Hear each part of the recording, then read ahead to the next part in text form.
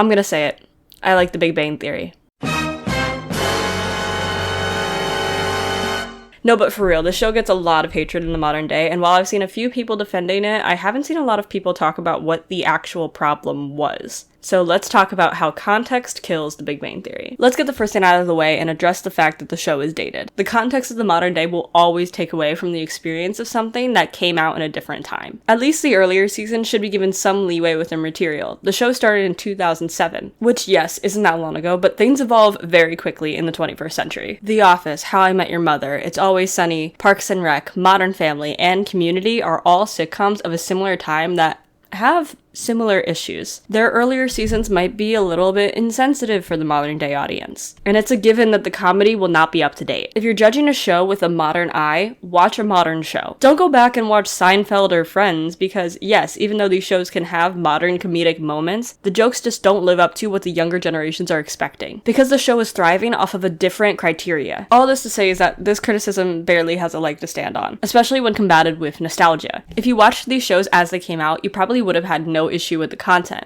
but looking back on it now, there will be problematic moments. Let's go back to The Big Bang Theory. The first few seasons have a lot of misogynistic moments that are supposed to be disguised by the idea that these characters are geeky. There's already a great video analyzing the lampshading of this in The Big Bang Theory that I've left down below. For the rest of this video, I'll be popping up any video references just on the screen just like this so I don't have to keep calling them out. Anyway, the jokes at the expense of women are often aimed at Penny, the only main female character for the first 2 seasons. After the introduction of Bernadette and Amy, both in the 3rd season, the misogynistic jokes change format, and as these women become more developed characters, the men of the show also develop. Although the excuse for the misogyny in The Big Bang Theory is different as compared to some of the other sitcoms I mentioned, it doesn't make this show any more or less misogynistic than the others. The same goes with any racist or homophobic jokes from those earlier seasons. But why does this show in particular get more hate than some of the other sitcoms I mentioned? Like The Office, which in my opinion has much worse jokes, especially in those earlier seasons. I think part of the reason The Big Bang Theory gets so much hate for this specifically is the idea of the nice guy trope growing in popularity. Thanks to the internet, and especially places like Reddit, people have started to notice the nice guy who isn't actually that nice and is only nice to women because they want something out of it. Leonard, as a character, is the epitome of this trope, especially in the earlier seasons. He's nice to Penny, he helps her constantly, but he always kind of wants something out of it. He often blames his failures with women on his nerdiness and his lack of traditional masculinity. At the time that the show was airing, the concept of the nice guy wasn't nearly as well known as it is now. But now, almost everyone has a picture of who the nice guy is. While I don't think this show is responsible for popularizing this trope, it definitely unintentionally includes a lot of nice guy moments. For example, and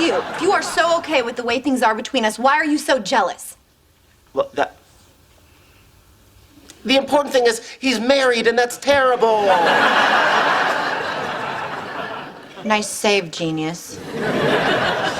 the same could go for the concept of incels, who often characterize themselves in the same box that the Big Bang Theory characters would. Nerdy, not traditionally masculine, smart, and quote-unquote nice. These characters do contribute to this trope, but again, there is a character arc. They don't stay like that through the end of the show. The increase of women in the main cast is improvement, and that showed in how the male characters developed their attitudes towards women. Now, I'm not saying this to excuse the sexism and misogyny in the earlier seasons. In fact, we should be criticizing these jokes. Seeing things through the lens of the time that it came out doesn't make the jokes okay. If we are critical of these jokes, we need to be equally critical of other shows. I promise I'll go back to addressing the women in this show and their development, but first I want to talk about these science. The main male characters are all scientists, and they're meant to be portrayed as these super smart characters. On top of this, they're also huge comic book nerds. When I originally watched the show, I was a child. I was about 10 when I was watching it consistently, and obviously that came with me believing in how intelligent and nerdy these characters were. But as an adult now, I can recognize that a lot of their nerdiness is very surface level. If you've taken a single physics class, you'll quickly realize that the characters in the show are not as hyper intelligent as the show wants you to believe. This makes sense because the writers of the show aren't scientists, they're sitcom writers. The jokes that they're intending to write are not funny because the science itself is funny, they're funny because of the delivery and when science is brought up. Also, the science has to be easy enough to recognize that it's real science by the average viewer. And the average viewer in 2007 was not a physicist. I'm also going to add that Mayim Bialik has fully stated that you don't need a PhD in neuroscience to play a neuroscientist,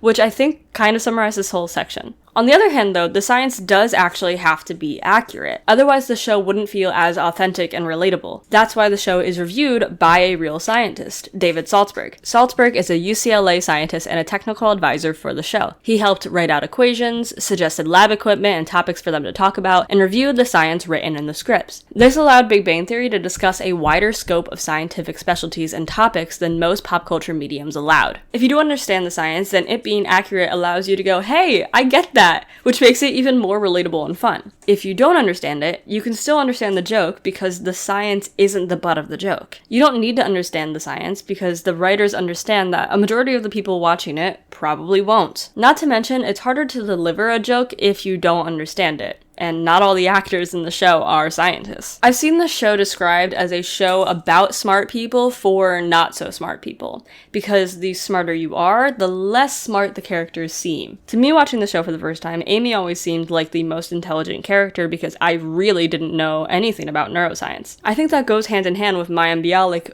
being a neuroscientist in real life. She can approach harder topics and still make the joke funny. And I do wonder how Amy would have been perceived if she wasn't played by a neuroscientist. I think the addition of Amy to the main cast allowed Jim Parsons to dive more into his science as Sheldon. Those two characters always seemed like the perfect pair because they were equally smart, but that's just a theory. A game theory! So, while yes, the context of knowing the science that these characters are supposed to be geniuses at does make them seem a little bit less like a genius, you can still enjoy the show because the science isn't the show. This same idea goes for the nerd culture in the show. Like with the intelligence, this show is a nerdy show for people who are not that nerdy, especially since a majority of the original demographic were not comic book readers. The show first aired in 2007, which is before the MCU started. This isn't to say that Marvel and DC haven't always been popular, but they really skyrocketed into the mainstream after Iron Man came out. Reading comic books was not that common of a trait for TV personalities. In doing my research on the public opinion of this show, one of the most common criticisms I found was that the pop culture references were shallow. Everyone nowadays knows the difference between DC and Marvel. They've heard of the Justice League and the Avengers, but at the time it was mostly the first of the Dark Knight trilogy and Sony's Spider-Man that made these characters known. If you've watched any comic book adaptation in the last 10 years, you're gonna understand 99% of the references that these characters make. If they're supposed to be super nerds, why does watching a few movies cover it all? You'd think that these characters would pull out insanely deep cuts into the different editions of D&D or theories about Spider-Man's clone saga and if the real or the clone Peter Parker made it out alive. But instead, they vaguely represent how D&D is played, and there's an entire plot point where the argument centers around Thor's unliftable hammer, potentially one of the most well-known objects in comic books. But again, this critique about the shallowness of the comments has to be accompanied by recognizing when this came out. People's understanding of smart and geeky culture has increased dramatically since this show aired. The context of the modern day is what makes the writing less funny. Okay, let's get back to addressing the women on the show, specifically Penny. She's portrayed as the hot, blonde, and dumb girl next door, but she's honestly not dumb. At the beginning of the show, she's the only main character who isn't a nerdy scientist, but overall, she's more normal than dumb. I'm willing to bet that most people watching the show relate more to Penny's intelligence than Sheldon's. Penny's not dumb, you're just comparing her to the Caltech scientists that live next door. When they introduce Bernadette and Amy, two more female scientists, Penny becomes even more relatable to the average person, because the viewer and Penny are both being brought into a smarter world through the writing of the show. Penny doesn't stay this slutty airhead that she is meant to be perceived as in the first season. She becomes a more well-rounded character who is able to hold a decent conversation with the cast of now 6 scientists. Let's move on to who is potentially the most prominent cast member,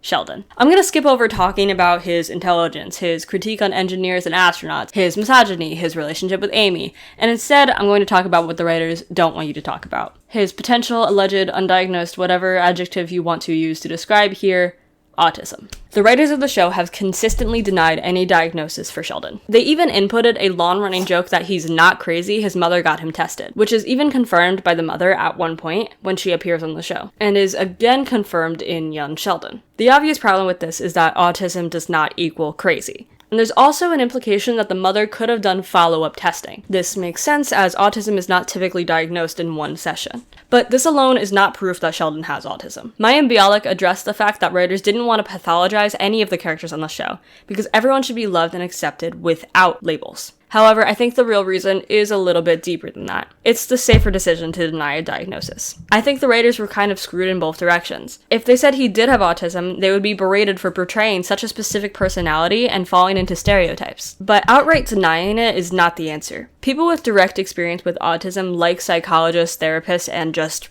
any regular person with autism, can look at Sheldon and recognize autistic tendencies, like his failure to recognize emotions and obsessive tendencies, as well as hyperfixation. But they're essentially denied of this opinion by being told outright that Sheldon doesn't have autism. It's also worth pointing out that our understanding of autism has developed a lot over the last 17 years. I don't think the average person would have thought that Sheldon's behavior justified an autism diagnosis. But now we understand that the spectrum is much more broad than we originally thought. But does it actually matter if he has a diagnosis? The answer is no, by the way, but there's so much more to it than that. If the show didn't want to pathologize any of its characters, why are they outright denying one of the potential diagnoses? You would think the point would not only be to show that these characters should be loved and accepted without labels, but also that they can be loved and accepted with labels. The best thing that the writers could have done is let the audience decide. Sheldon was not written intentionally to have autism.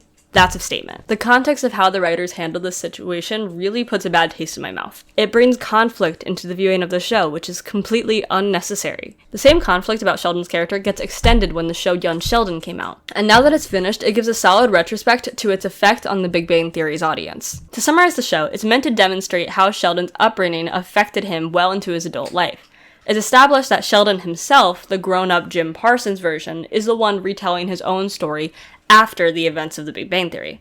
It's actually important to have this context because there are a number of contradictions that are shown in Young Sheldon when compared to things Sheldon has said about his own childhood in the Big Bang Theory. The clearest theory as to why these contradictions exist is Sheldon's character development. In the show, he often portrays his childhood under a much more negative light than what is shown in Young Sheldon. He's an unreliable narrator. He often makes it seem like his father was a terrible man, his siblings were stupid, his mom is a religious nut, and so on. Eventually though, as Sheldon becomes a more well-rounded character, he looks back and can have a more objective view on his childhood.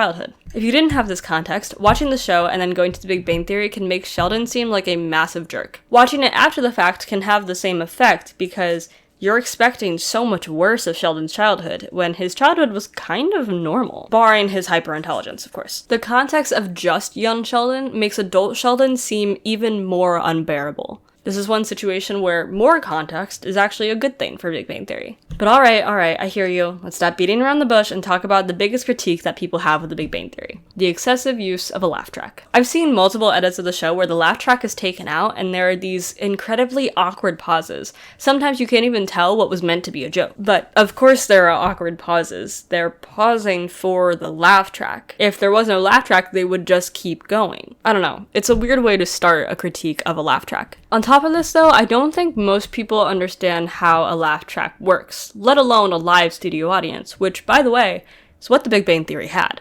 I think a combination of COVID and people criticizing laugh tracks in media has resulted in the live studio audience kind of dying out. But a lot of talk shows still utilize a live studio audience, and I even found a few sitcoms that did. The Big Bang Theory ended in 2019, so it had a live studio audience for its entire run. Now that doesn't mean that it didn't have a laugh track, but we first need to understand how live studio audiences work, and why the show specifically gets hate for it. Now in my research, I found a lot of shows that had this complaint, like MASH and Seinfeld. The common takeaway is that a laugh track cheapens the experience and it's unnecessary, as well as it being overused to an unnatural point. So let's talk about it. Most of the time, a live studio audience is brought in to watch a comedic show, and they're expected to be there for the entirety of the filming, which could be anywhere from 2 to 5 hours. In order to lighten the mood, they're usually warmed up by a comic, so that when they start filming, they're already in a laughing mood. That way, they're not just laughing at the big jokes, they're also laughing at the little ones. But of course, there's more to it than that. Like I said, it takes hours to record one of these half-an-hour time-slot episodes, which obviously includes more than one take of almost every single joke. Hearing the punchline of a joke the first time might be really funny, but the 10th time, maybe not so much. Odds are a few people will laugh every time, which allows the cast to pause for the recovery time, but then the show gets edited. To make the best cut of the show, the editors often take the best take of the joke and the best take of the laugh and put them together. Not only that, but if there was a joke that didn't land quite as hard as they intended, the Big Bang Theory had a tendency to beef up their live studio audience's laughter with canned laughter, aka pre-recorded laugh tracks. there's 2 cases where canned laughter is added. The case I just mentioned, as well as occasionally to entirely replace the live studio audience reaction. This is done if the recorded laugh doesn't sound natural. The laugh track included in the show is not meant to be a distraction from the show itself. So if someone laughs or reacts in a way that sounds off to the average ear, they're not going to include it in the show. Think about it. If you were casually watching the show, or even having it playing in the background, wouldn't you do a double take if someone had too unique of a laugh? Like if there was a loud snort instead of the typical ha-ha laughter. You would. And it would take you out of it. So the editors get rid of uniqueness, which makes the show more manageable to watch, but also contributes to the repetitiveness of the laugh track usage. It's kind of a lose-lose situation. But the most important point that I can make about the laugh track in this show is that no one complained about it before the internet started pointing it out. The internet has grown exponentially through the course of this show. Before people complained in online forums about the laugh track, most people were blissfully ignorant to how often it was used and how repetitive it could get. Based on a quick Google search I did, the demographic of the show was mainly 18 to 34-year-olds, which are now the older side of millennials. And they loved this show.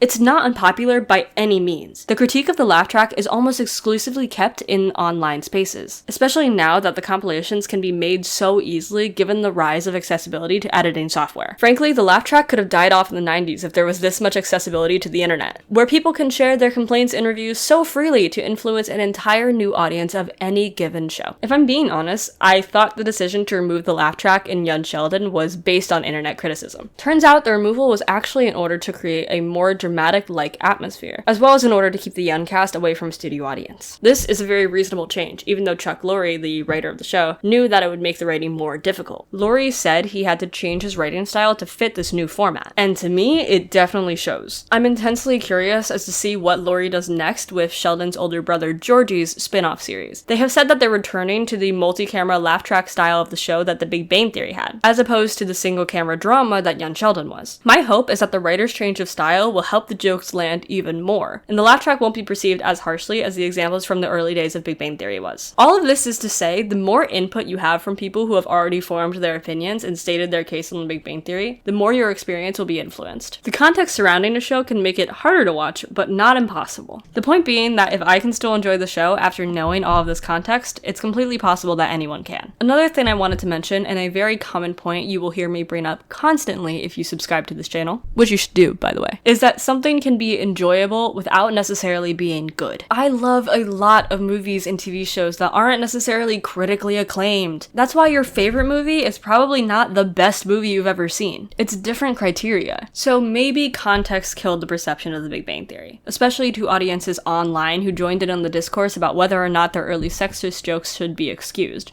or if Young Sheldon was worth the watch, or of course, if the laugh track makes it unbearable. Yet it's still fun to watch. Maybe, to enjoy things freely and independently, you have to let go of other people's influence for a while. Thank you so much for watching this video. I can't wait to hear what you have to say about this. I loved reading the comments on my last video, and I really want to give a big shout out to all the people that have commented, liked the video, subscribed. I really appreciate it. I hope you enjoyed it, and I will definitely be back with more video essays about movies, TV shows, concepts. I have a long list of ideas, and it's just growing every day. Thanks so much, and I think that's about it. If you're judging a show based on its modernity, watch a modern show. That can't be how it's pronounced.